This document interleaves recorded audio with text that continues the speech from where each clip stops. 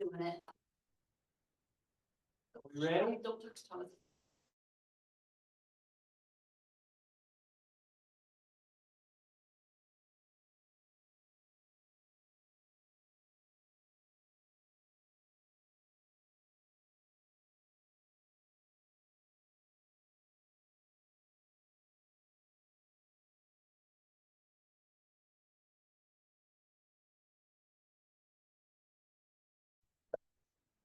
Did you get 4 of those to read from all? All the people, I did not, but I can do one. Graduation was amazing. And it was, I thought the speeches were really good. Ciela was a great master of ceremonies. Yeah, it was a good day for our graduates and our families, and it's a little warm, but it could have been worse. Yeah. So, yeah. Anything else? I would just like to say for the record, I thank our tech department for helping us with cybersecurity, because that's something that is hard. I think I said this before, but that's hard for PACE to cover. And so when school districts go above and beyond and are intentional, it makes it much easier for PACE and for the whole organization when districts are doing the right thing. So I really appreciate it. I know it's extra work for you all, and I know it's kind of a pain for some of the staff, but I really appreciate it. And it's a conversation that we have at PACE every single time. Great job. Anything else? All right. Do we have anyone in person or online who wishes to speak? No, see anyone? Okay. Moving on, superintendent report. I just have a few things. Food service, we are exploring options for food service in our district. Researching on what it would look like to bring that in-house like Ashland and Central Point does. And there are some encouraging signs to be able to do that. We've been open and honest with Sodexo. Sodexo will serve us next year, but we will have to let ODE know our intention of what we plan to do probably in August, I think. Because if you go out for RFP, that process really starts in the fall. I think we can do it. Yasmin has to run some numbers still, but Klamath City just did it, which is similar kind of on how many students, percentage of students who are eating meals. And even with the consultant that we were talking to several months ago, it was profitable for them, and they get better quality food. So we're looking at doing that. I think we have good partners. We've really talked a lot with Central Point on procurement and things of that nature. It would mean we bring our employees those employees on board as well. So that would be an expense just with the hourly rate and the PERS and the insurance. But it seems to be more and more people are looking at doing that and transitioning. And I think we have local farms and partners that I think would allow us to offer more fresher, healthier stuff. And Sodexo has been a great partner for a long time, but they're a big worldwide organization as well. So moving a big ship like that is a little tougher. So we'll keep you updated, probably have an update on that in the August board meeting. That's a good question Yeah, about that. Just exactly. the logistics of that decision. What is that? Who makes that decision and what does that look like? I think we would, that's why I want to kind of mention it here. We'll have to see if that would be an action item to say, hey, these are the things that we want to move forward with.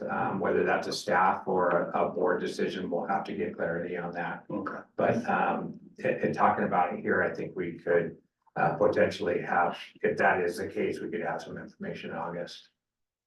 Question, when you were talking with Central Point and the other schools, I know, it seems to me in the past that keeping Sodexo employees sometimes was a challenge. Was it easier once it was in-house because of PERS and the other benefits to have more stable employees, was that a plus side or? I think so. They've been on their own for so long. Okay, But when Klamath City actually did it after spring break last year, so Oh my they God. did.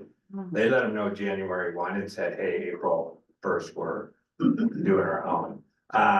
They kept some of the employees that they wanted to hire, and then they posted other jobs. Our Sodexo employees are like family to us anyway. You don't see them as separate. They are separate employees, but I am confident that they would want to be on, and I think we would have some pretty good consistency because the benefits are pretty good, so. I think Klamath County also does it in-house, because I toured their school district a couple weeks ago, and they have a whole warehouse with food storage Yeah, inside, and I was looking at that thinking, wow, if we did this, we would have to have space for, but their district is quite, I mean, it goes up to Gilcrest, it goes out to Lakeview, so Yeah. it's ginormous compared to this probably. But yeah, having space to store those things as and well. well, that's why we would work with other local districts that have it in-house to have space of procurements that are already happening anyway. Like Central Point kind of does that. I don't know exactly where they keep their stuff, but there's a statewide system still for procurement, just like Sodexo grabs it, Mhm. so. It's exciting. I know our partners like Rogue Valley Farm to School. I mean, they're excited about having more flexibility and options for food service and using locally sourced foods in our kitchens, which is exciting. It also allows the students to be more free in doing other food things besides being controlled by Sodexo as well. Yeah, our contract, we're not allowed to sell food Yeah, items for fundraisers in Yeah. in our cafeterias, and so that could open up for clubs and things for fundraisers. I love this possibility. I think that, as we're integrating other healthy options, I think that this is probably the most important reason, rather than just because it's easier, because it's a lean machine that knows what to do. I love the idea of incorporating something that's more locally resourced, healthier, higher nutrient content. And it's all around better for our kids. Yeah. And I think kids are deserving of that, right? Especially if we're wanting to encourage healthy behaviors and options, diversify the foods that people get to try, and diversify the foods that are really available here locally. Yeah. So I love that. And I'll be honest with you, I've been talking about it for a couple of years, but there's some capacity issues too, and so it feels right this time, our contract's up. That's awesome. And so it feels like a good time to explore. Yeah. And we're excited about the possibilities, and if it is a net zero on budget, then yeah, I think we get some other benefit. If we are able to, resource and save some money on some end, then that's even better, so. Next, today we had a really good administrative team, our last meeting of the year. Really kind of finalized in-service. Looked at what we surveyed our staff on what they want to see for in-service and really kind of planned that out, identified people who could provide those trainings. We are further along than we ever have been, it feels like, on planning in-service. Usually we're doing that in August at our first meeting back. But we're set up to really have a great in-service, and it's essentially already planned. Our new town middle school principal joined us in the afternoon, Casey Olmstead, and our new athletic director and assistant principal, James Joy, also joined us. He is coming from South Medford High School, has been an athletic director for years and years, was at St. Mary's for a long time. And really excited for him to be on board. So he got to be with our team, or both of them got to be with our team, and then they got to work together with the middle school and the high school to plan out their in-service. It's tough to see Catherine and Dave leave. We had a send off for them. We gathered kind of messages or memories or something from all of our colleagues, and put it in ChatGPT and said, create a poem. And it was really funny, but, Look at And us, so, use AI. and framed it and then, had a good send off for them. So we'll miss them. Finally, I am required by contract to let the board know if I'm gonna be missing more than 3 days, for vacation. Gonna be missing more than 3 days on vacation the next, few weeks, actually 13 work days, so. We'll be leaving Saturday and back on, the 10th, and then, my first day back, we'll have a board meeting on the 11th. So. That's all I have. Yes. Yes. Yeah, really looking forward to it. Yeah, some good time off. I'm going to see my daughter in Spain and travel around a little bit and go to Portugal. So, yeah. Can't wait. That's it. Any questions for Brent? Okay, next is the consent agenda. Do I have a motion to approve the consent agenda? I move to approve the consent agenda as presented. Second. Thank you, Dawn. Thank you, Rick. Any objections? Hearing none, the consent agenda is approved. Action items. First is board policy BBFC, reporting suspected abuse of a child. Just want to share, can I go back a little bit? Since I am gone, we talked about really kind of who the go-to. Tiffany is actually going to take some time off too. But when she's here, she'll obviously be the go-to, and Jessica's gonna be here for the month. The weeks that we're not here, so that'll be the go-to then. So, and Jessica will get time off this summer, I promise, but it's towards the end of July. Sorry, I just wanted No, to share that. thank you. Yeah. Thanks for letting us know. Proud of you for taking time to take care of yourselves and to be with family or do whatever this is your heart. Just using some vacation days before summer school starts. I don't know if that's it. It's on brand. Okay. First action on G1, policy BBFC. Do I have a motion? I move to approve the changes to board policy BBFC, reporting of suspected abuse of a child as presented. I second that. Thank you, Holly. Thank you, Nancy. Any discussion on this one? Fairly perfunctory. Okay, then we'll vote. Nancy, Yes. Sarah, Yes. Dawn, Yes. Rick, yes, Holly. Yes, Has Rebecca joined us? not yet. No, okay. I vote yes. Policy is approved. Next is GBNAB / JHFE.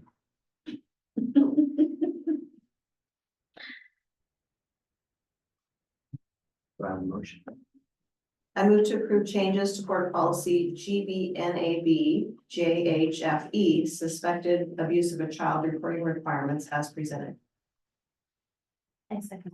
Thank you, Polly. Thank you, Nancy. Discussion? Nancy, Yes. Sarah, Yes. Dawn, Yes. Rick? Yes. Polly? Yes, I vote yes. G3, JHFE, GBNAB. I love how it does the translation of what it was before. I love it. Do I have a motion? I move to approve changes to board policy JHFE / GBNAB, suspected abuse of child reporting requirements as presented. I'll second it. Thank you, Nancy and Polly. Discussion? Okay. Nancy, Yes. Sarah, Yes. Dawn, Yes. Rick, yes, Polly, Yes, I vote yes. And now we have a resolution. You wanna explain this one? Yeah, so we don't need a supplemental budget, but just to cover some, we're wanting to move some contingency funds into instruction in case we have a tip over. We have a cushion there, but it's just always nice to have more of a cushion. Yeah, so we have about, within campus is about $60,000 and, you know, just in case we're missing something, we don't want to run into being negative on appropriation, so it's just $100,000 that we're transferring. It's a just in case, we may not use it, but it's better to have it. I thought with that amount, that's just like. Yeah. Just Just right like, there. this is. Which this tells is you Just how- like yeah, accurate, good. sorry. Yeah, I mean, yes. Motion. I move to approve resolution 2311, transfer of monies within the general fund as presented. So, thank you, Sarah. Thank you, Rick. Discussion? Okay, Nancy, Yes. Sarah, Yes. Dawn, Yes. Rick? Yes. Polly? Yes. I vote yes. Resolution's approved. We have a recess. They wanna- Okay. Is it weird not having record? Now proceed. It is lovely. It's so weird. Oh, nice. Okay. Long time. All right, facilities and bond up. As you know, we have two major projects going on with the middle school and the elementary seismic projects. I really just want to thank those staff and John and his team for really prepping those move out situations. Literally, we were out a lot earlier than anticipated. I mean, knock on wood, because things can happen, but I don't even know how far along we are.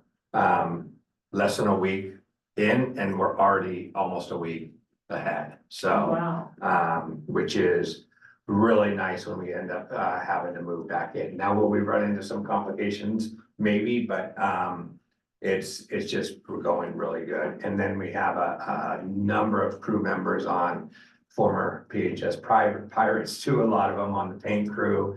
And so our maintenance and custodial department are just doing amazing things. They just hit the ground running right away when it hits the summer. So just wanted to share that appreciation. Very good. Any questions? Anything to add? Okay, financial update. I'll turn it over to Yasmin to kind of give you the latest projections. Thank you, Brent. So from the projection I gave you in March, the ending fund balance increased about 152,000. It's not a lot, but it went over the $9 million mark. I was able to already gather all the property taxes through June, and it's about 75,000 more that we received. And the state school fund, it was just a small adjustment, but 37,000 more. So in total revenues, it was about almost 100,000 more. And I was able to reduce the expenditures about 55,000. There were some few things that are not going to be purchased this year. And one thing that I put on the notes is that if there are some construction projects out there, like for the bus barn, that if it's not finished before June 30th, then the ending fund balance may increase. We also had a van that is supposed to be delivered before the 30th. So that's included in here. With those adjustments, that's why they also went down from the prior projection. Other than that, just to, number 4, if you look at your financial report, just trying to highlight that without the ADM security, again, instead of a 9 million ending fund balance, we'll have a 1.61 million at this point. Other than that, the capital projects funds, we have been using mainly as a funds for the seismic project. So right now, we haven't been using much of it. That's why it's still at 4.6 million at the end of May. And same with the construction excise fund, tax fund. Sometimes we get a good chunk from the quarter from Medford. So that's what happened. We're up to 417,000, and we haven't been using the excise tax fund much. So that's why it's higher. So at this point, I didn't get a chance to talk to John again to see if there's anything expected before the end of the month. So I'm expecting that he won't have a lot of expenditures before the end of June. Other than that, on our last page, we have the SR3 projects. And then again, we're expecting to spend the full amount through September 30th, because whatever is not used for summer school or for any of the other projects that we had will be applied towards seismic. the seismic work, and the ODE approved for us to increase the amount if we need to. So we're okay on that. And that's it for me. So you really found ways to offset that surprise decrease from a few months ago, it sounds like. Wasn't there a letter a couple of months ago where the state school fund in its adjustment? Yeah, without, Right. she found out that morning, or already adjusted the financial report by that morning meeting. Right, for the after, for Yeah, that yeah. meeting, but then to see now, Yeah, it's a little bit it's, of you adjustment. know, based on, Fluctuates. based Mhm. on not cut, what was the word that you used? It was a prior year adjustment. But what were you, Yeah. you used a word that said you, adjusted, or we hadn't made as many expenditures, and so Mhm. kind of keeping us all. I'm doing a poor job of commending you for, Thank you, and appreciate it. thanking you for really offsetting what that surprise was from. I want to reiterate too, it just, you see that little over 9 million and 21%. If we don't get the van and we're not paying, those bus barn, expenditures aren't completed by the end of the month, that will increase, so we could see, but it's not that money doesn't, that we don't owe that money, it just goes into the next year, so. Right, and I mean, there's still some projections on revenues, like the common school fund won't come in until July. And we're expecting that will be exactly half of the 304,000, but sometimes they increase it. Same thing with the ESD revenue for choice and equity for special education services. Sometimes the ESD has extra monies and they're not supposed to keep them, so then they disperse them to the district, so. We have received sometimes even $70,000 Yeah. more than what we were expecting, so this number may change. And again, you know, if there's something that needs to be repaired before the end of the school year, you know, then it may decrease if there's more expenditure. So we're doing the best guess estimate at this point. I can't believe I've never asked this question before, but what types of things can we use the construction excise tax for?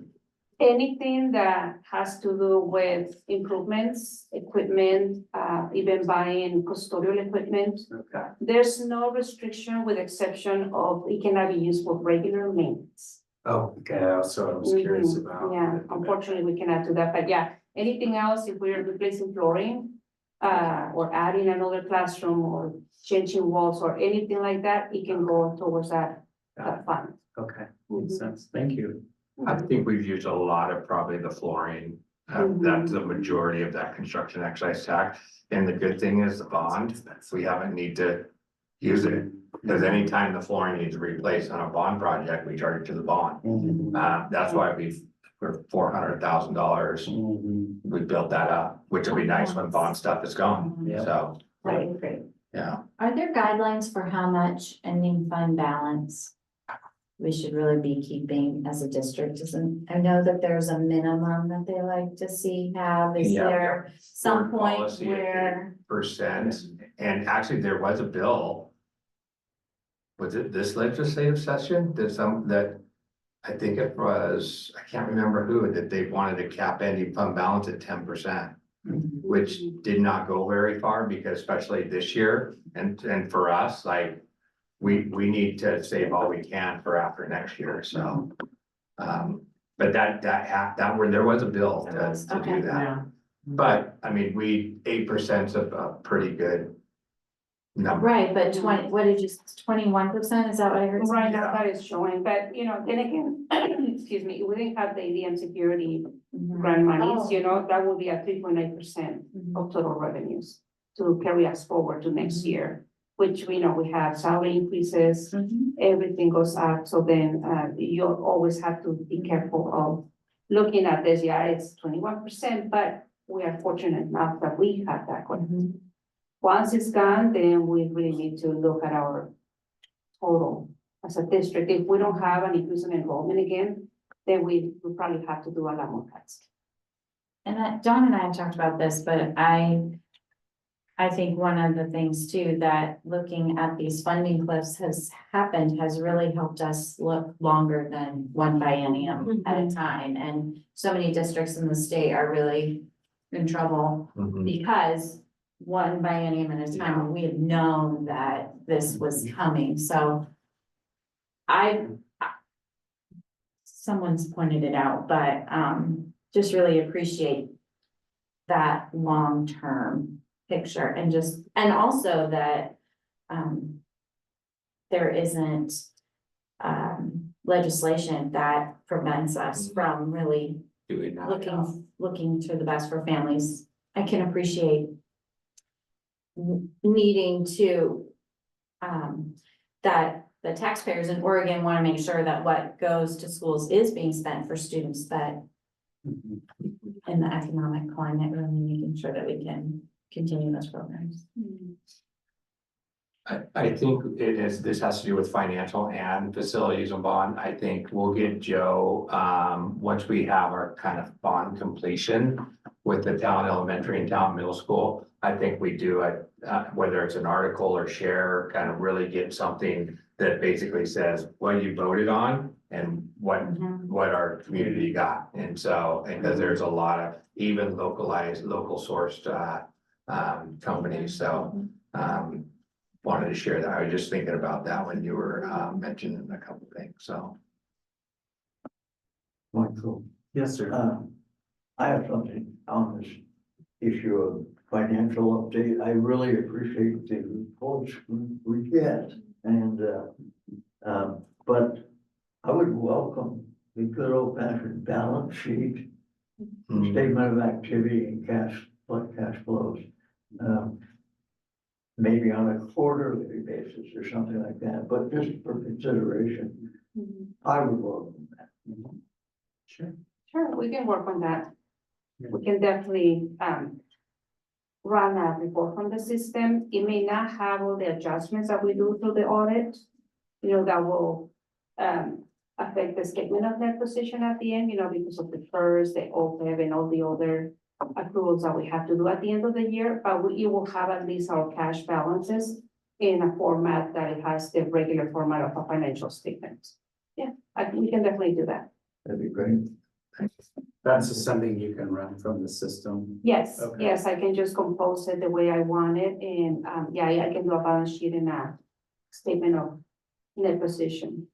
Mhm.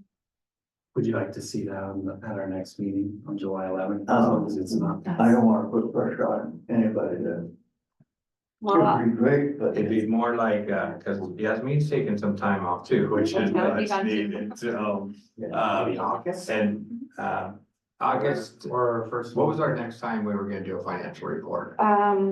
well, to be able to do the whole year, I need to be able to accrue everything through the summer. Oh, sure. So it probably had to be done until This fall. September, Yeah, okay. right before the audit, and then there's sometimes when they have audit adjustments. Okay. But yeah, so it will change a little bit, but that's when we can do one, but I can always run one for you if you'd like for the next meeting. So you will have the information that you have for May and the different format for balance sheet and statement of net position.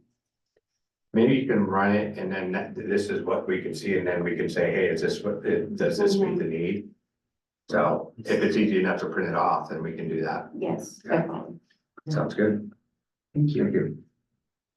Thanks, Rick. Any other questions on financials? Thank you, Yasmin, for your stewardship. You're very welcome. Okay, legislative OSBA update.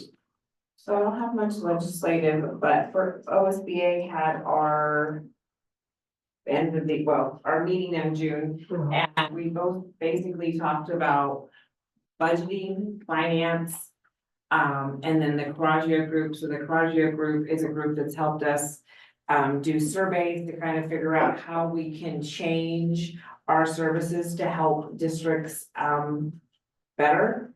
And so there are some things that were coming through. One of them is that OSBA will hire regional people for training. So they'll have an OSBA person here in Southern Oregon, one in Eastern Oregon, so that there's not doing travel and there's more of a connection. For helping, there's gonna be some other changes that we're working on. They are raising the fees, we voted to raise the fees, however, that will come to each district if they wanna raise the fees, and we have to vote for that. I think that's coming in September. And well, after our September meeting, all the boards at OS, so all of us, will get a fee increase to vote on. We are working on our bylaws. And so that has to be voted by, every district. And, the governance committee is working on that, so if you have any like concerns or questions, I've been going to those meetings, I'm not on the governance committee, but I've been going to them. And so that will be coming through the fight. We're changing some things that come up. Policy, I'm on the policy committee, so there's policies that we're changing as well. Because with the last year OSBA, we realized our policies and our bylaws were not as clear as they should have been and not as helpful as they should have been. So we will be coming with policies as well. And then our budget, we are working on some things of budget as well. So we're still having some challenges with budget, and we had some very good discussion about our budget at the last meeting, so what should be cut and what shouldn't, so anyways, that is I was kind of vocal at that one, so being the secretary treasurer and being on finance for a while, we're actually running this year, we're $2.4 million below under budget, so we're spending $2.4 million more than we're having come in. And so when people were saying, you know, why did this get taken away? It's like, well, something has to get taken away. We need to have a discussion on it. If you don't want this to be taken away, what do you, because we can't continue. Last year, we were at -1.8. We had worked hard to get to that point, and then, you know, circumstances did happen. And so I'm letting you know, we're still working on budget. We're still trying to figure out things. We're still trying to make the organization stronger and better and learn from our challenges that we have had. But if you have any questions about that or any input on policies or services or anything like that you would want, please let me know, and I can either take them or I can tell you the proper person to talk to. I know there's a rural schools tonight, right, a meeting? The PTA thing is tonight too. I know. I thought Saw that. schools had paused for the summer, but I could be wrong. I don't have it on my calendar. Anything about that, that's okay. I know that they, I thought that they had paused. They're working hard. They're doing stuff. There's also another group that's working on caucus procedures, because there's been some things coming up with caucuses to make things more clear. There is a talk, there's another committee that could be a caucus, but right now I think that there's so much with policies and bylaws and a caucus procedure book that we're really trying to make sure that we're doing everything right and appropriate, and that the caucuses are getting what the intent was, and that we're, you know, you find things out by trial and error, and we're learning different things about the caucuses, and there's some, you know, there's some hiccups here and there, but yeah. Yes, you are right. There is a rural caucus leadership assembly tonight. Oh, at thank you, 6. Sarah. Yeah, so I think they're voting on budget or something. they are voting on budget and for summer conference. Oh, okay. Oh, for scholarships or something. Let's see. We said approve the budget and talk about update on scholarship funding, the caucus budget, and ODE. Rochelle Meyer is the new. Oh, is the okay. new. And then who's planning to attend, and scholarships and criteria. ODE has a rural schools department, and I think that there's a new person that was what is, they have one that comes to I don't know if they're gonna have they're probably gonna have some rural school caucus thing at the summer conference, but they also go at the annual, and anyone can go to that, any school that anyone can go to that, so that's something you might wanna look for. I think it's on the pre-session day at night. Is it? Yeah, I think I saw it on the schedule. You have read the schedule more than I have, I I just was know I'm curious gonna about be this. there. And someone will tell me where I'm supposed to go. So, yeah, so I would say go to that and, see what, and by the way, part of the discussion that was at OSBA was around scholarships. We used to get, OSBA used to get a lot of scholarships away for, different conferences.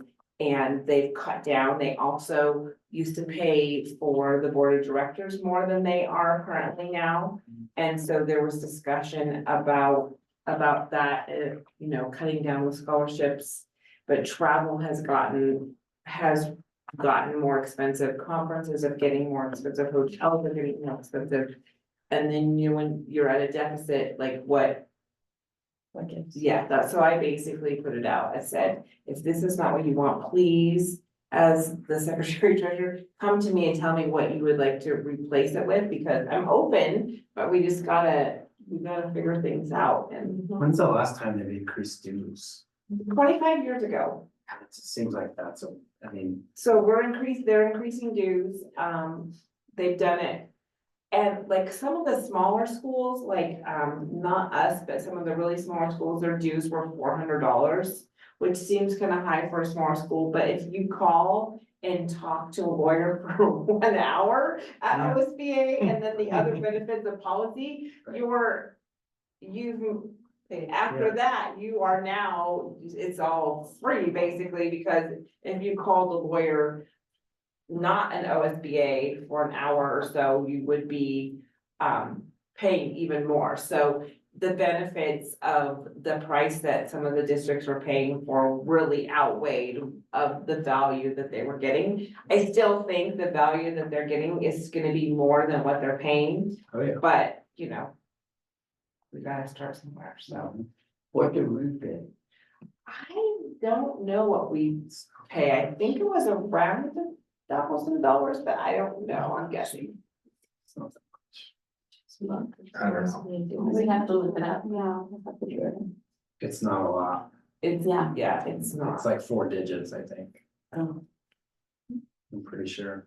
I don't think it's a ton. For It's just the based, dues, basically. yeah, it's based on ADM and Oh. students, and so Yeah, it's, let me see what they call it. I was just having trouble connecting to my accounting system. but I don't think it's Let me see if I can get it. it's gonna go up 15% in 3 years or 5 years or something. It's not gonna raise a whole bunch of things. And again, we're changing our services to enhance and have someone locally, and there's gonna be some benefits with our services as well. We've been hearing Great. different things to change on services, and we're getting rid of some of the services that people aren't using or they're not fully useful. Very good. Thank you. Community recovery update.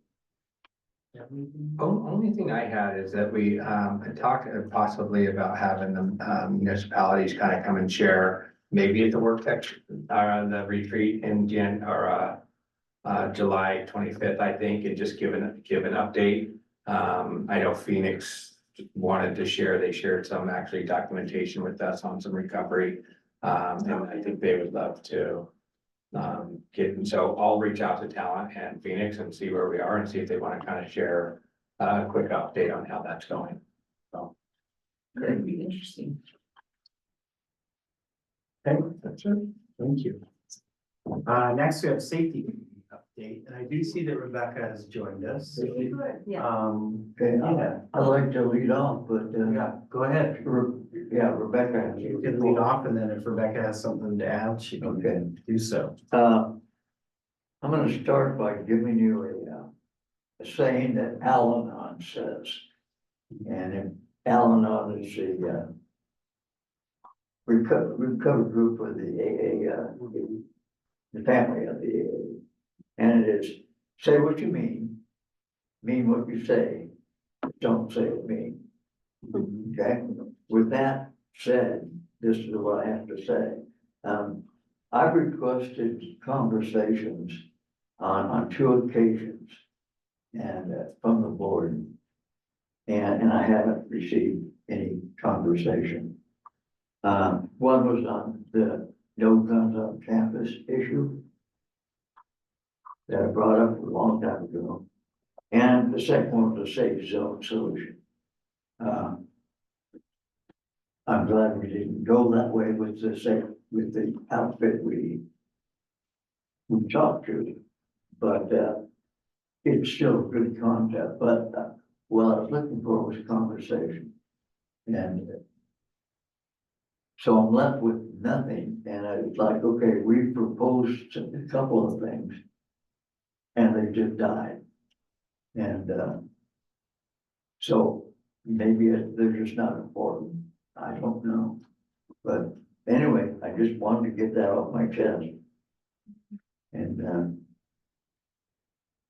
I did get a little feedback from Michael, I'll say that about the safe zone thing. But, otherwise, I've heard nothing. Now, a positive report can come from Rebecca. Rebecca? I have a small report. I attended the interagency meeting on Tuesday, the 12th. During the duration of the meeting, I heard a lot about the school-based health systems and the mental health issues in our school that we're trying to address. I also heard a lot about the well-run safety drills. I'm grateful for both the physical and mental safety of our school district. I also had met with the new SRO, Josh Solenberger. Still rough on his last name. I'll get it. He said that he's got some big shoes to fill, and he's looking forward to joining our district. And Ken Lehman, our SRO for Talent Middle School, he had a lot to say and add in, and I was really appreciative of that because I have a good relationship with him. He's put in extra hours. He's a great opportunity with great compromise going on for him, and he would like go boxes to go for this summer. I'm pretty sure they're getting installed, and then also training for functional emergency phones. It's all the stuff that I went through, and this we're still working on the safe routes to school. And yeah, that's what I got. Thank you, Rebecca. Questions on any of that? Yeah, and I can just add some, she talked about the emergency phones, and we might have talked about this a little bit before when the power was out at Talent Middle School, that we got a chance to actually see how those work. And with that, we got another chance to say, oh, there's some people that may not know how to use these or what they're for. And so it was a good opportunity there.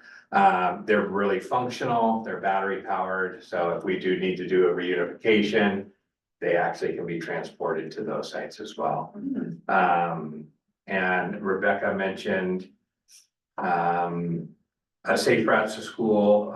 We got Talent put in a grant, the city of Talent put in a grant, and it didn't really score as high as we thought it would.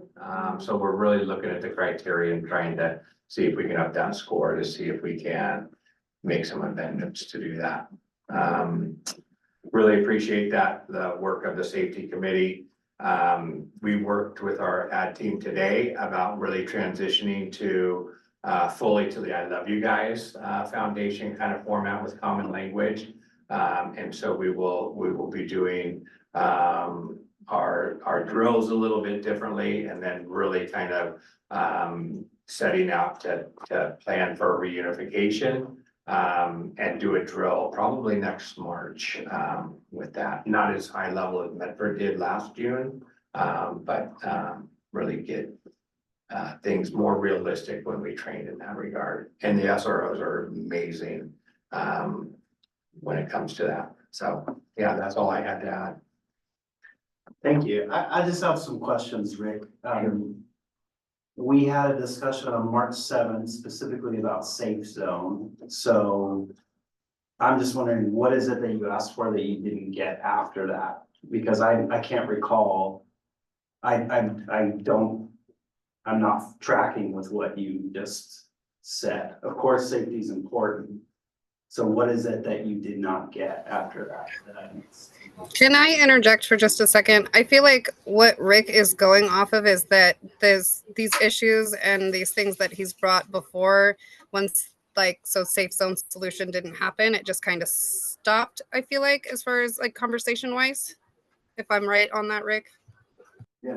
So what is it you're talking specifically about, like the glazing solution or? We proposed on the safe zone, we made that proposition, but, we had, Alex Soul was at our meeting, at the March 20th, and, but we haven't taken any action. It's like we proposed something, which I feel is very important. The safety of the kids and the staff. So, but received no feedback, no, yes, no, nothing. So, It's like, okay, because, you know, we did a walkthrough, got reports, did all this kind of stuff, laid it out, and I heard zero from the board. Including yourself, like, Mike or Alex, and I understand that, so. Well, I think if I would, I think if I could, I would go back and do that whole process very differently.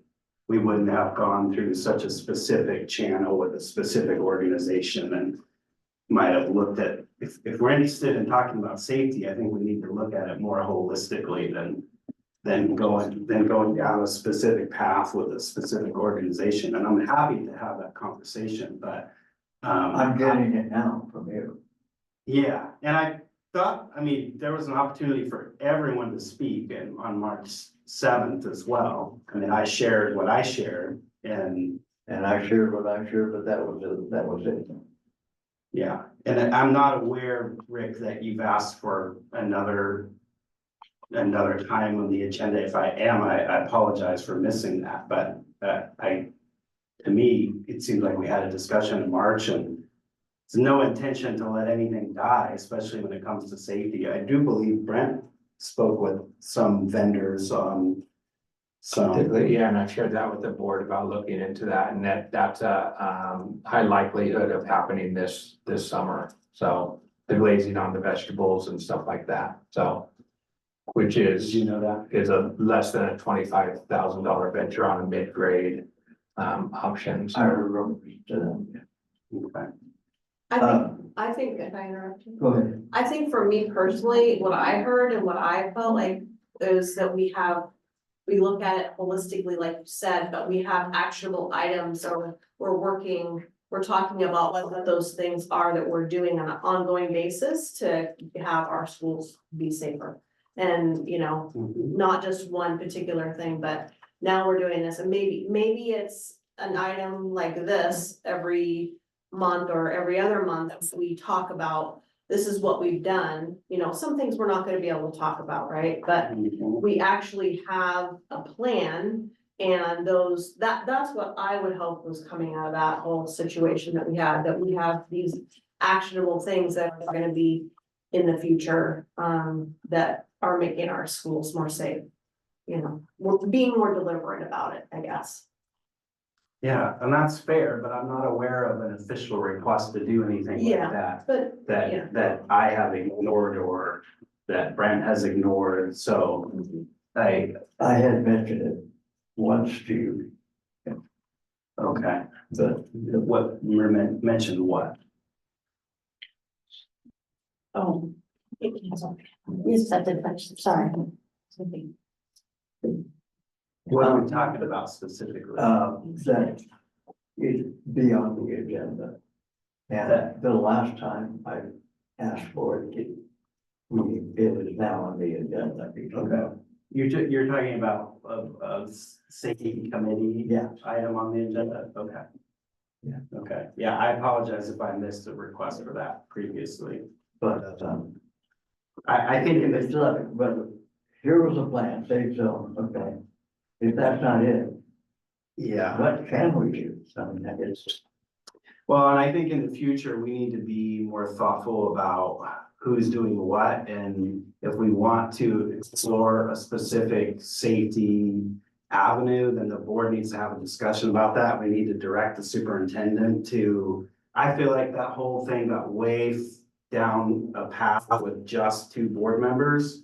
And we didn't even have a chance to really discuss it as a full board before it got down the path that it got down. And then that led to, I think, the person we were working with being confused about where we were in the process. So I've learned a lot about how we might handle things like that in the future. And I think what we need to do, if we want to address safety or anything else, is let's have a discussion about it as a board, and then we can vote, or we can direct the superintendent to look into this, you know.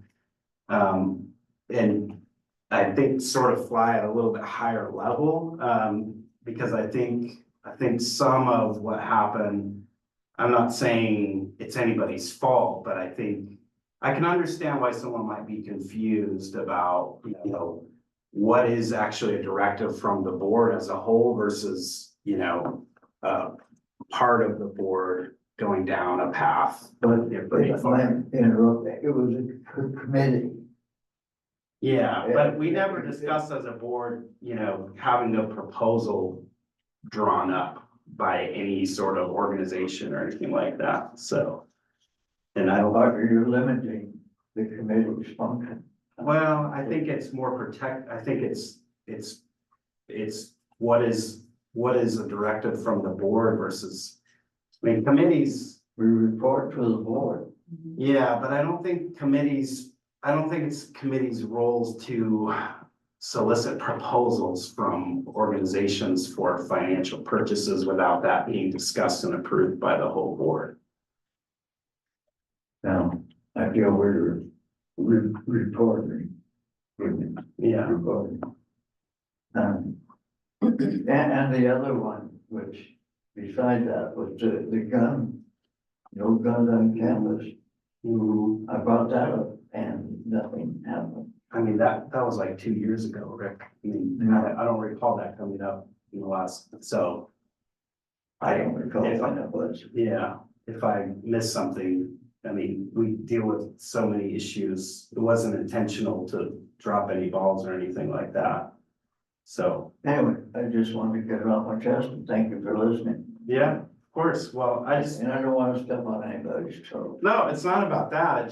I sort of reject the premise that you've asked for things that I've ignored. I don't see it that way. So if there's something you would like to be brought before the board on the agenda, I think probably email is the best way to do that. Just put it in the It email. wasn't directed at you, it was at the entire board. Sure. Well, I mean, I'm the chair, right? And I oversee the agenda. And so But we have a strong board and Yeah. I look for voice, that's all. yeah, sure. Well, please let me know if there's anything that would like to be discussed in the agenda. I think we can follow policy on that. I think that has to be raised by 3 people and we can go from there. So, I think we also discussed a little bit about updating the long-range facility plan, which the safety component mhm. can also be part of updating that document and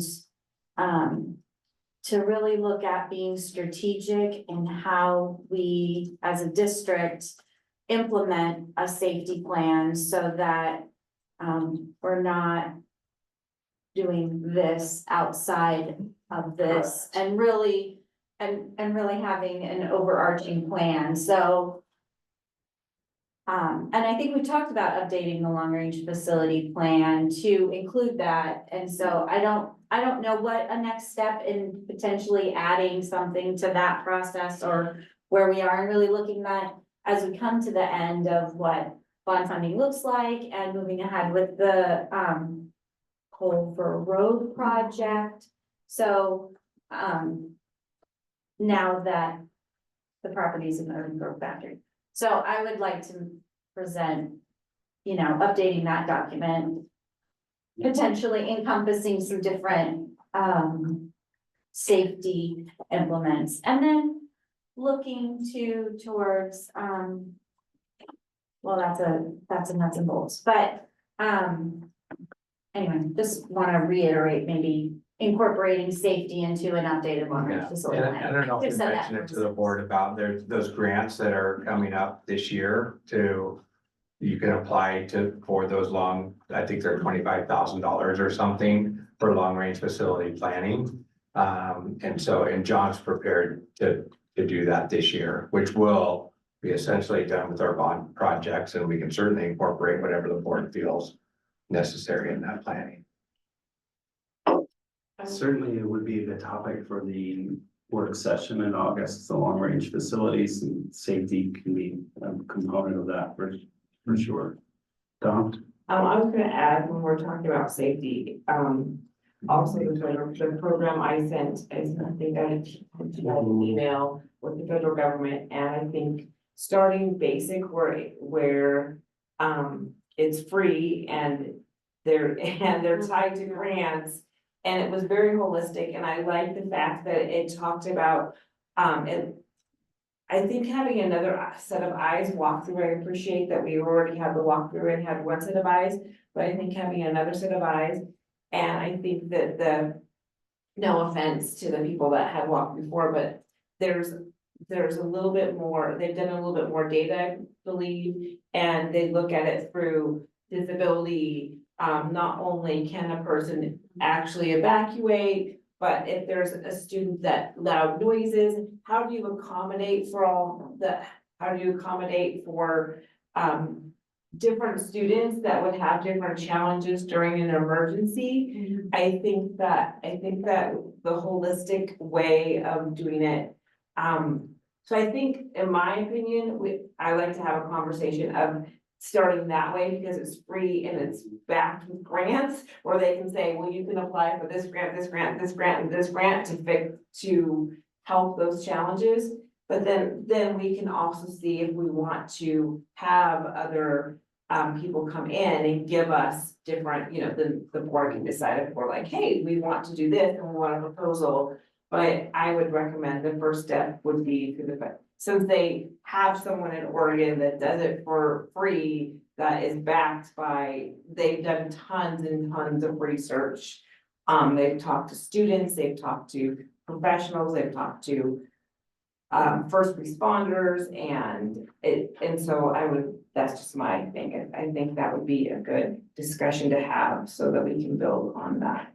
Yeah, I agree, and I think we need to be clear about what our role is in that, and, the way I view it, and please tell me if you disagree, but we might discuss, okay, we want a full safety review of the school district. We direct something to the Yeah. superintendent, and then the safety committee might attend some of those checkpoints throughout and then report back to the board. Is kind of how I view those things. So, yeah, I mean, that sounds like and that's a good example of, I think we just need to be really clear on what is it that we want to accomplish, and what does that look like both in the short term and in the long term. Well, and I think utilizing our resource with PACE as well, Right. or whatever, adding cybersecurity into, I don't know what all the long-range facility plan could include, but utilizing PACE as another resource to look at, how districts are implementing or what can be done or what funding is available, or what research as well. I think what I'm hearing is we need to have a spotlight on this because it's important for our students. And that we need to figure out where that lives and making sure that we're moving it forward. That's what I don't know if that's accurate from what you're saying, like, What I'm hearing right now is what I was asking for. okay, Thank you for doing it. talking about it. Yeah, Yeah, and not being forgotten, like you felt like it was like forgotten, okay. Well, it certainly wasn't intentional to forget anything, and, in response to I your know that. statement, safety is important.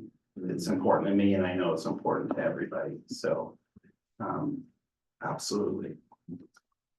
So, Thank you for yeah, him both. you, of course, so can we add this to the August, we can add the safety and August or the July? Are we talking July workshop or No. August?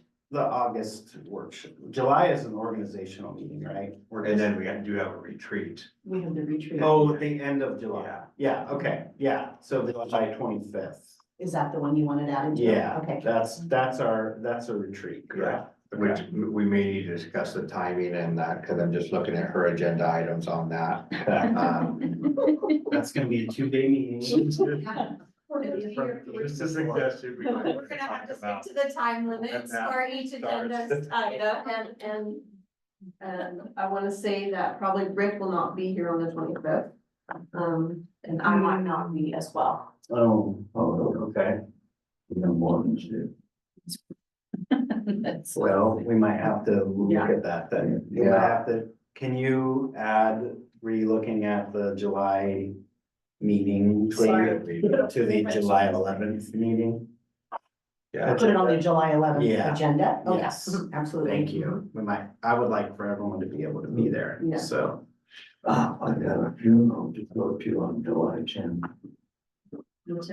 and I won't be here. Is it And how- just so you know, we only have one meeting in August too, so we could, I think between July and August, Okay. July 11th and Okay, August something, we should be able to find a date okay. to retreat. Will you won't be here July 11th either? Correct. Okay, I'll be in LA. okay. Can we get dates between whatever end of July and August that Mhm. you would be available that you could share with somebody for the July 11th meeting? To reschedule. Like if we schedule a retreat on a different day than the 25th? And we've done some of those on Saturday. Yeah. We've done them. Do we have that 25th meeting scheduled for the evening? Actually, we haven't just, there wasn't any time, I don't think. So Yeah. we'll need to we can firm that up. So it could be maybe the night before that. There's no birth that night.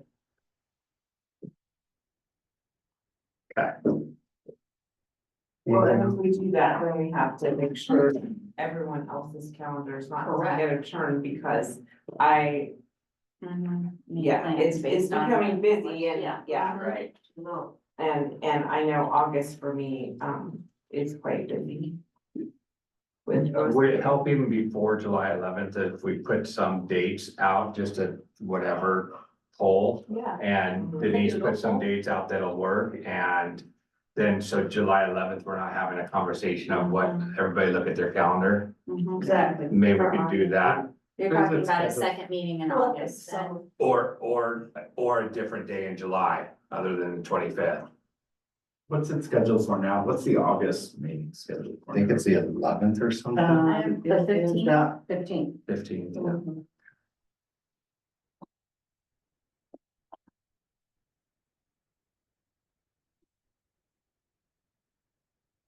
Yeah, So I'm hearing if Denise can throw out some dates.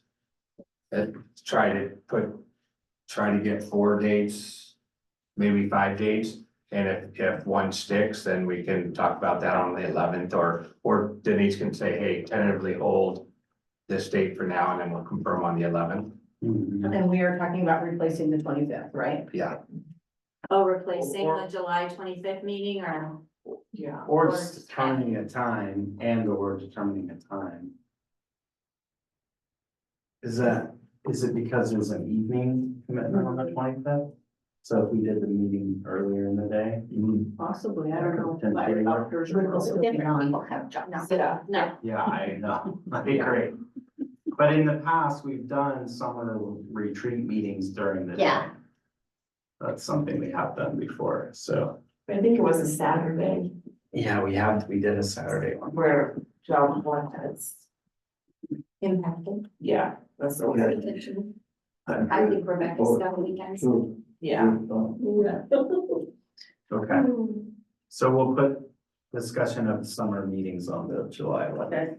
And then, yeah, we can gather, Just to throw another Monday in July. okay.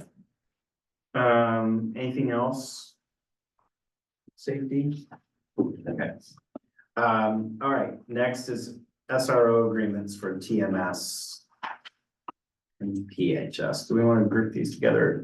Are they? We can do them separately. I'll just talk about, they're a tad bit different. Okay. We did at the suggestion of,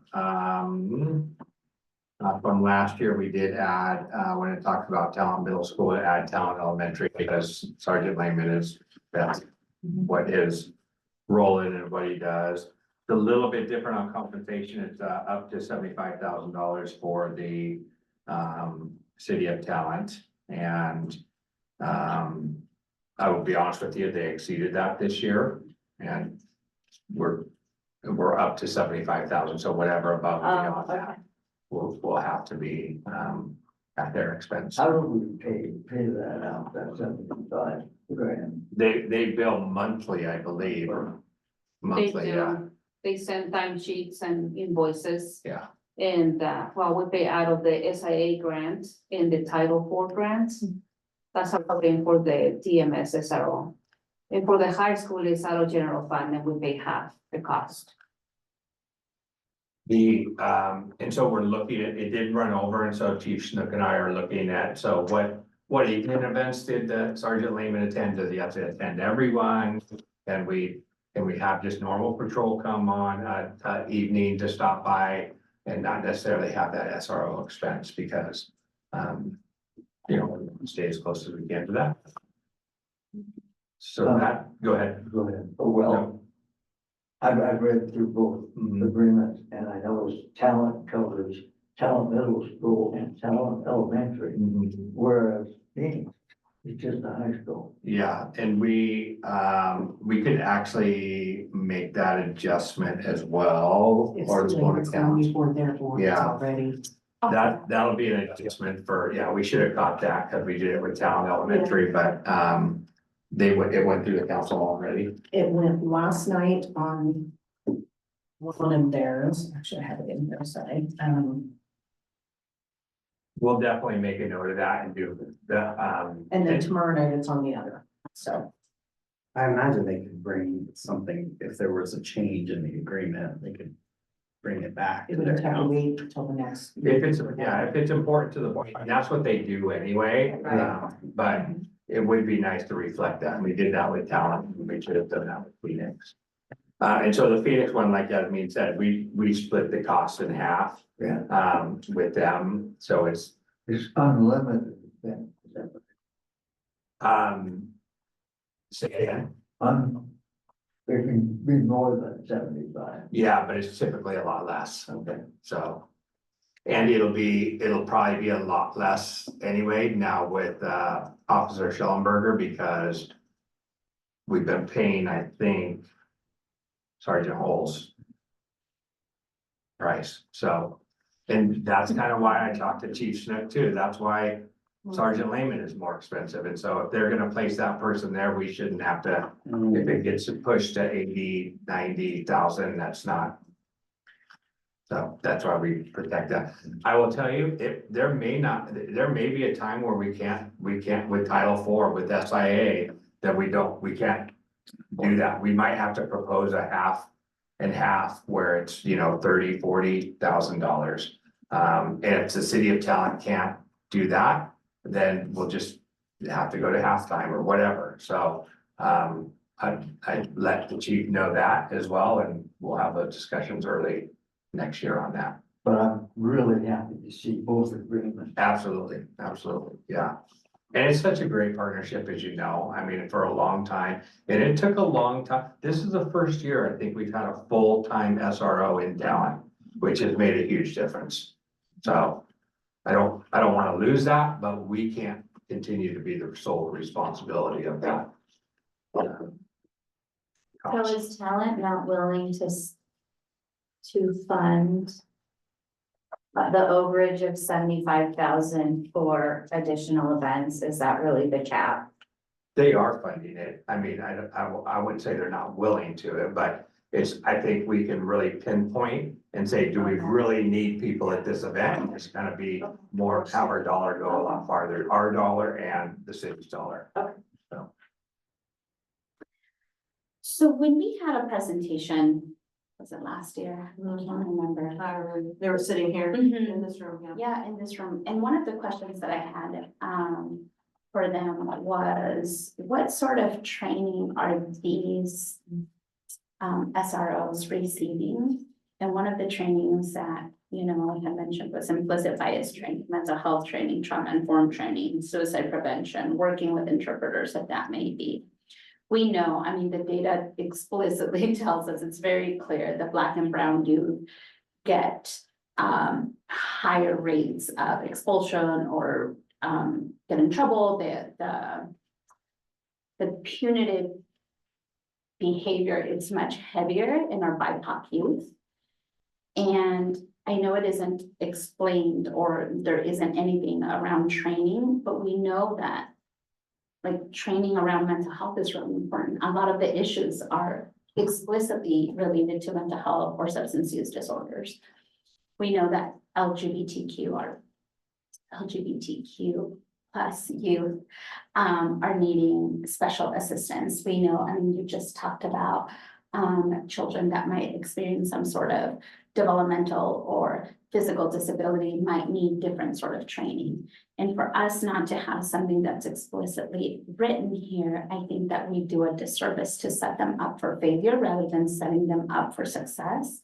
And setting them up for them to promote like healthier, resilient relationships between police officers and our school youth and families. So my hope is that we can put some language in here. I know that some language already went out yesterday, but my hope is that that can still be added for both Talent and Phoenix to also include that Phoenix will, the SRO from Phoenix High School will also be able to support the Phoenix Elementary.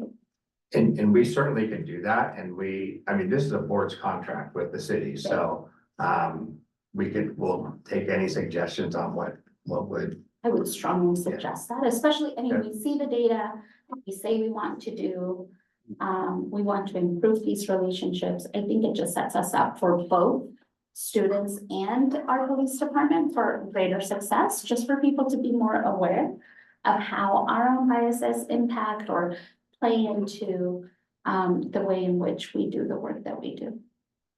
And if I might expand upon that, I'm curious what sort of surveying or, you know, do we do any sort of, That's a great question. do we get input from our stakeholders, feedback from the students and families about their experiences with the SRO program and how does that shape any sort of agreements that we make with them?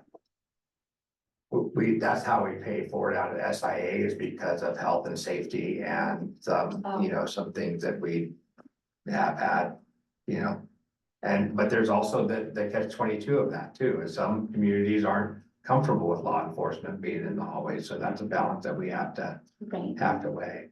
And I'll, at the direction of what the board wants, I would be happy to modify these contracts and contact the city managers and say, hey, these are gonna be redone or added to. Yeah, I think a lot of the stuff that's in here is wonderful. I really do appreciate all, and my apologies, I didn't say thank you at the beginning. I know that it takes a lot of work and dedication, but it's just an additional layer that I think it's really crucial, especially since we want to be more equitable. We really want to set up systems for them to be successful.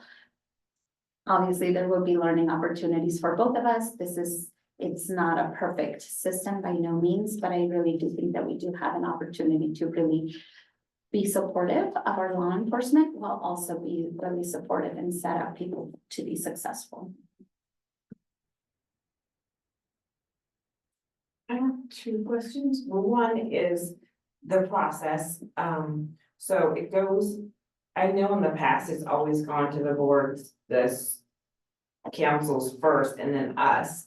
And I was wondering what the reasoning, I mean, I guess I'm just a procedural, Yeah. what there, I'm assuming there was a reason why it was done in that order, and I was wondering what the reason was. As far as the, I mean, Well, that's just what we've done as far as the council approves. of. Right, the council approves and then it comes to us, and I don't know, like, could it be more, could we, I don't know, I'm just Yeah. asking what the reason. Co-create something that. Yeah, Or like- why don't we look at it or we offer it to them? Well, I just don't know, that's why I'm asking, like, And we probably should start this process sooner. This is just the process that it's been. So when it comes to the board, it's approved by the councils and then we can start moving forward in Okay. August.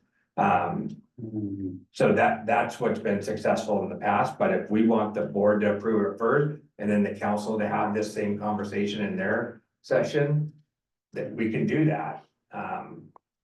But that could go. yeah, I was just wondering, you Yeah. know, what, It's usually just timing. okay, thank you. I just feel, thank God we got them. They Yeah. agreement. And they've got a cop in each place. Yeah. Protection. So Down. Yeah, and so I'm hearing on these agreements, before the board will take action, want some sort of statement or training or,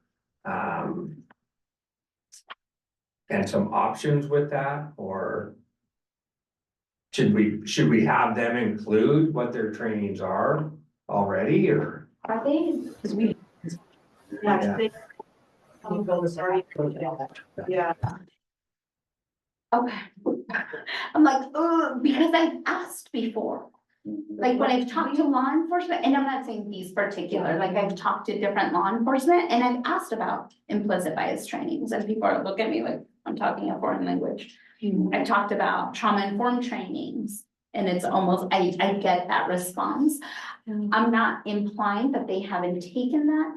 I'm saying that when I have talked to other people, there's this almost like confused look. So it leads me to believe that that might not be part of the training, or if it has, it's very like 1 hour, 3 years ago, right? Which isn't really sustainable or best practice. And their first day is actually our teacher's first day too, and so they are involved in the, trainings that we do as well, so. Right. And then we don't do those necessarily Right. every year. I'm like, and Yeah, we don't necessarily have this. That And if we was have like an EDA training, it's like So, an hour, which it just doesn't give really- it some direction and I'll get these modified how we wanna have them modified. I have a question / Yeah. suggestion. I think there's different trainings for SROs and police officers, if I understand that correctly, I don't know. But I think that, maybe, because I know there's an SRO training each summer, maybe if there was like a report or some information of what was taught in that, or what are the options, or what, I have no idea what they do at SRO training, and so maybe some kind of education for us as well of what was done at SRO training, and I'm sure it's great, but I don't know what it is. it's also an opportunity for us to elevate and encourage these sort of trainings, right? Maybe there is a bias training, but an hour, that's not really sufficient. I think these sort of conversations should be longer and ongoing. So I think that this gives us an opportunity to really tailor this program in a way that will, again, help us set up our students and officers for better success and resilience. What if you were to list the training that you would want an SRO working in our schools to have? I know you mentioned a few things, but I just want to make sure we know. I'm saying implicit bias training, mental health training, trauma-informed training, suicide prevention, and something that's just like working with interpreters. I remember like a long time ago, long time ago, maybe 10 years ago, there was an incident here at the school. There was a police officer, the mother was involved, like I can imagine myself, if my child was in trouble, where police is coming and the mother is completely phony, like she has no idea. I had come in to pick up my kid for some sort of doctor appointment and I stepped in to interpret. Otherwise, that lady would have left completely without any sort of support. Mm. Okay. And that just happens so frequently. And I can understand that it's difficult for people to understand, like, well, that doesn't happen. It happens a lot. I see it all the time. Would we wanna do?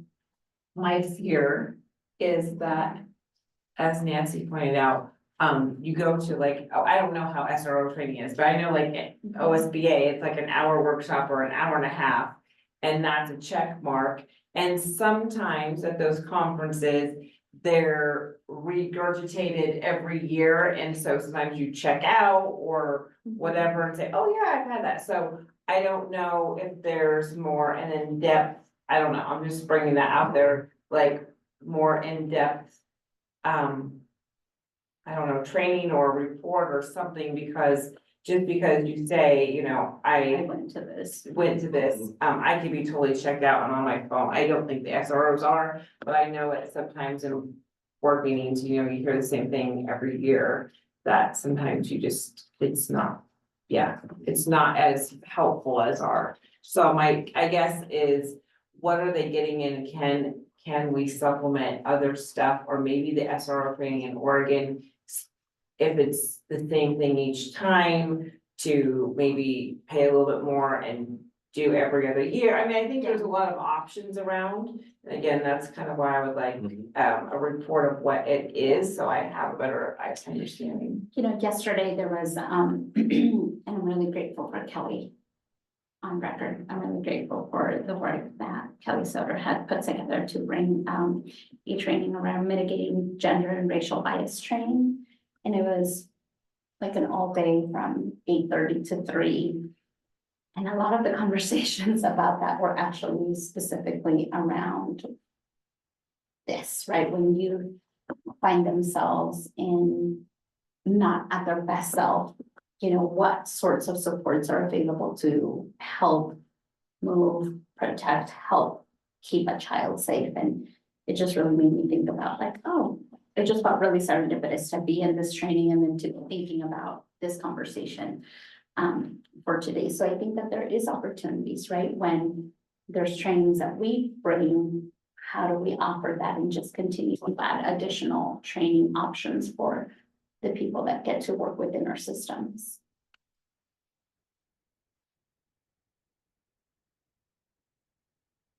What does that look like in the form of direction for Brent to re-engage with the city? I would hope that there's some trainings that are really listed that are explicit to supporting youth, Yeah, which is, I would agree with that. Especially when you mentioned, well, trauma informed, but also restorative as something our district has adopted as a practice, or at least. and it's just an additional Aspires. piece or Yeah, resource for us to provide like stronger continuity of what we're saying, right? If it's just pieces here and there, I think that we miss an opportunity to really make our school better. so. Do you feel like you have? Yeah, I think you had a list of. That we can, add that to these, and we can send them off to the city. By the end of this week and say, this is what our board wanted to modify this contract. So, I appreciate Yeah, how you bet. open and willing you are to Yeah. be. I know we might have not gotten it right yesterday, but I appreciate that there's an opportunity for us to get it right this time, or get it closer to what we want to do next year. well, like I said, it's the board's contract with the city, so that, we'll vote on this. And so we'll go back to the council probably after this will come for action on the 11th. And I'm sure they'll have to find a time to get it on that. Their agenda. Council, before, and we'll ask them to do it before we start school, if they can, so. So Brent. Yeah. I know that we talked about this last year because I had sent an email to Chief Boker asking specifically what kind of training in those specific areas. And he had replied sending that all of our officers attend an initial 40-hour CIT responding to individuals in mental health crisis course, then receive a 2-hour refresher class annually. All of our officers receive 2 hours of police diverse communities and impact bias training annually. And so he said that, and that the SROs go through what the regular officers do. So they do that. I guess I need clarification on how I need to communicate this to them, as do we want that specifically in the contract, or is that good enough to know that they do have the training?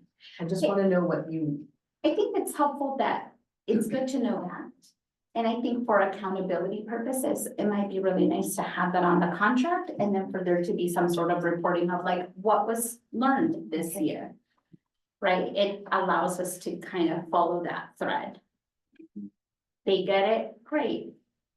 I love it. And how is that applied, or how is that, practice? Are people just, as Tom mentioned, possibly checking out? Or what was new, what was a new offering? And I think it also helps us to offer some of these trainings when they're offered from our school district. Right? We just want to augment.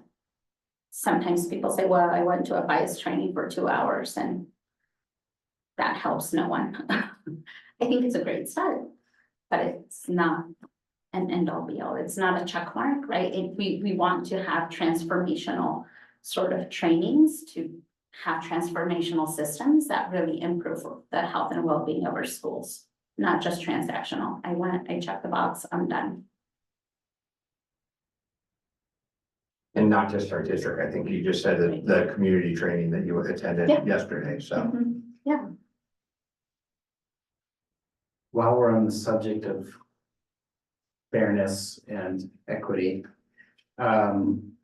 what's the status of do we have any sort of SRO agreement with the city of Medford Police for our Medford school, of which I'm a parent of a child who attends? We don't have any. No, we have not. They do have assigned an SRO there, but there's an official agreement. What would it take to explore something like that for Orchard Hill? Probably see what they have for a board and a city agreement, and then just have that specifically for Orchard Hill rather than school districts. Yeah, okay. I think I would like to see that. Okay. I'm extremely biased on this issue, so I will defer to you all, but I would like for my daughter to have the same, No, Michael, absolutely not. my daughter and the other 300 other kids at her school. It's kind of like they're isolated out there. Yeah. Mm-hmm. It's the only Medford school. Just so you know, our SROs go there to do the trainings, they go attend there, they make sure they step and put there. Should we put Orchard Hill on these agreements? Maybe. Maybe. It starts to stretch really the time. Yeah. To full-time. I Well, mean, I think at one time there was a conversation about growing the SRO program to including another officer that would serve more of the elementary schools on a shared basis.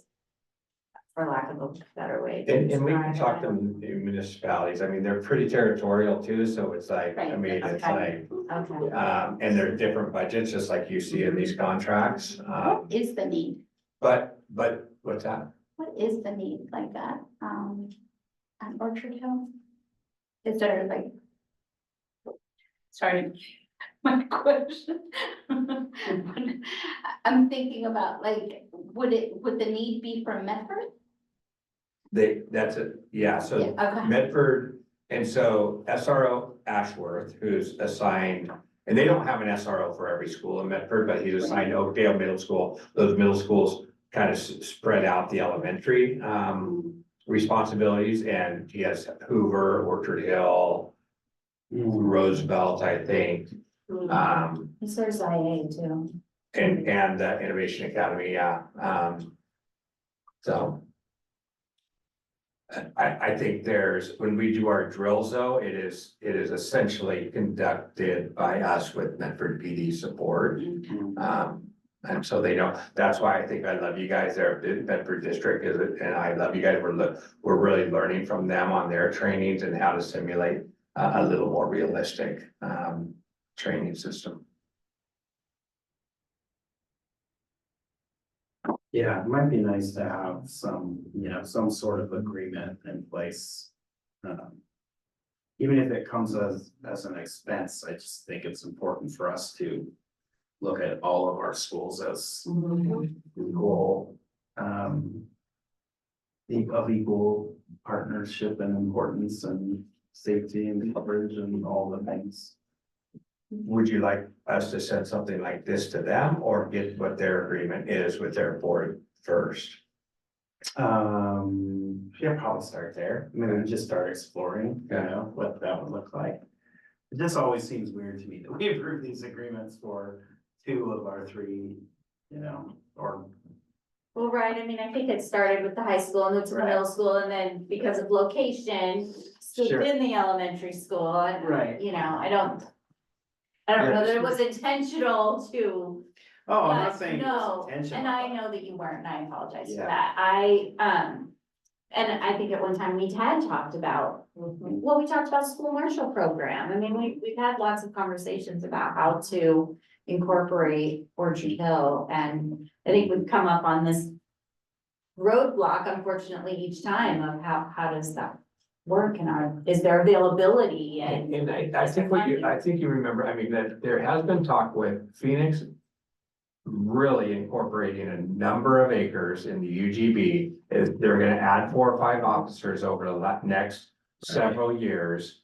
And so could we have an agreement that we have kind of 1.5 SROs from Phoenix, and then that half maybe serves Orchard Hill and have some sort of agreement with Medford and City of Phoenix, so. I remember Chief Boker mentioned getting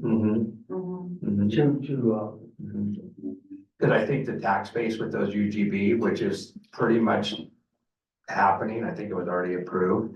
But you know how UGBs and annexation go, might take a little while, but they're gonna increase their police force. They've already have by 1 officer already because they incorporated a lot of that stuff down 99. So I think when we get the chief, we can get Chief Ivins and Chief Boker together and just say, hey, if Phoenix adds an extra half SRO or a full-time SRO, can we serve, I know it's oftentimes Medford's gonna be the first response, so it's.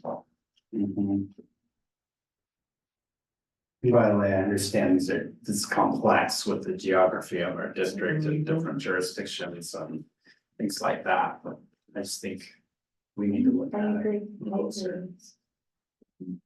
Okay, anything more on, did you want to talk about anything specific to PHS, or did you already cover that? No, I think we covered that in kind of the contract and really the deal is just to come to that, the agreements on payment, we split that, so. Okay. Very good. Next is consent agenda for July 11th. Recall, is this just a Just to let you discussion? know, it's gonna be on the consent agenda. that's All what of you these- asked last All of these things are gonna be on the So that you're not consent surprised. agenda. Got it. Yeah, That's all. thank you. Thank you, Denise. And they all have to be done individually, if I remember correctly, or do they get? Well- They have to be read in. They have to be read individually. Okay. Oh, okay, so when we do the consent agenda, we have to read all of these. Okay, got it. I will remember that. Can I interrupt just for a second, going back to the SRO? Rebecca said that she tried to communicate, but she said that they just had a training with Medford PD on the campus of Orchard Hill and added new safety features like numbers on the outside of classrooms and continued to reboot drills. So anyway. Medford PD? Okay. Yeah. That was it, I mean, that was our annual, or I think twice a year when we do a lockdown drill, and so Okay. we always learn something new, and that's what was shared at the safety committee. Got And it. so when people are calling, that's why we were saying simulating more of a realistic, okay, that's a response. that say there's a problem in room 21. Where. Where's where's room room 21? Okay. And then item I9 is these are resolutions that we'll be taking up on July 11th. Yeah, there's just a number of things for that Standard stuff. organization, yeah. Okay. Any questions on those? I have one. Okay. Number 12, there, JBAAR. And, did you, at the last meeting, we said something like, we approve the ARs if they're new. But that particular one was revised and reviewed on September the 1st of 22. It's probably, we probably have to, we have to take action on this one, or is it? So for ARs, you have to always review them. Right. Specific ones, always relative to special ed, always you have to take action. That's, So this one will be an action item at the next one, but you always have to review them. And you can give input, but we don't take action on them unless they're sped, and there are a few specific ones that the board still has to take action on. I think once in a while, there's some other ones. Yeah. According to the, Yeah, There it's are- bad and there's there's some a sped- financial ones, maybe, yeah, I I don't think know. safety or Yeah. something, I can't. what would be the lawyerly term for this, Don? You would know. No idea, I just know, It's like reasonable. I just know. My brain kind of just does tidbits. With some exceptions. And I know that there's some exceptions. in a couple meetings. And Rick, you bring up, we can write like this is review only, or this Yeah. will be, and maybe you did. I don't Maybe know. I didn't, but, yeah. Thank you, Denise, for Yeah. always being Yeah. so accommodating. And we Yeah. still have Good quite a question. few more of these 20 coming, different right? Yes. A big list of. I don't request that.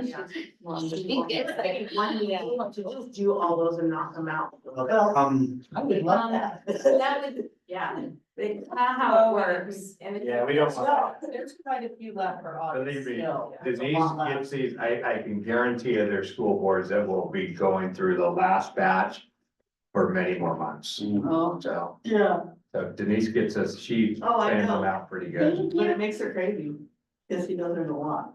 There's still a lot to come, yeah. Okay. Any other questions on the other policies? Tiffany, do you have anything other than red language or anything that we should On be the really policies looking at you're talking on these sped policies? No, just a note that, on the 504, the AR and the special education, it is a change of procedure for us to, but I've already met with our special ed teachers and our 504 coordinators, and so they're prepared to make that change, anticipating the board passing these policies.